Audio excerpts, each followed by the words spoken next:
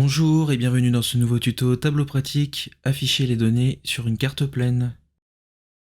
Ainsi, dans ce tuto, nous verrons comment afficher une liste de pays, ajouter une mesure, appliquer un dégradé de couleur et enfin appliquer un filtre, le tout sur une carte.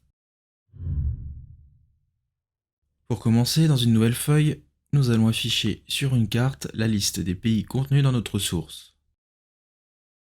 Pour ce faire, n'oublions pas de convertir la dimension pays-région en rôle géographique pays-région, sans quoi elle ne sera pas affichée dans notre carte. Une fois effectué, triple-cliquons sur notre dimension pour que Tableau crée et place nos différents pays directement dans la carte. Nous avons dès lors pour chacun des pays contenus dans notre dimension un point représentatif qui apparaît dans notre carte sur chacun d'entre eux.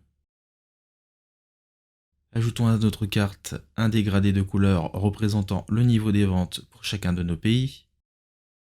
Pour ce faire, faisons glisser la mesure vente dans le repère couleur. Affichons ensuite sur chacun de nos pays son nom en positionnant la dimension pays-région dans le repère étiquette. Faisons glisser la mesure vente également dans le repère étiquette afin d'afficher le montant des ventes par pays directement dans notre carte.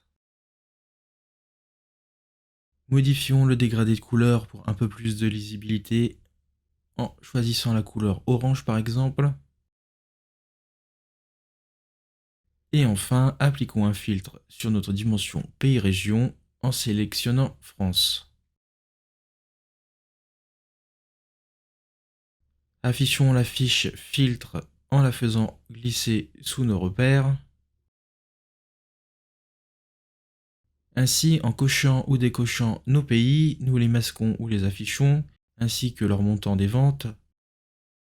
Enfin, petite astuce, si nous activons la punaise dans la boîte à outils, Tableau zoom et dézoom pour créer automatiquement un focus sur le ou les pays de notre filtre.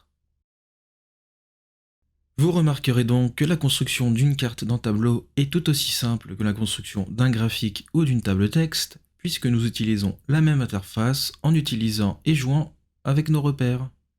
Le tuto est désormais terminé, retrouvez-nous sur tableau-pratique.com pour encore plus de contenu dédié à Tableau.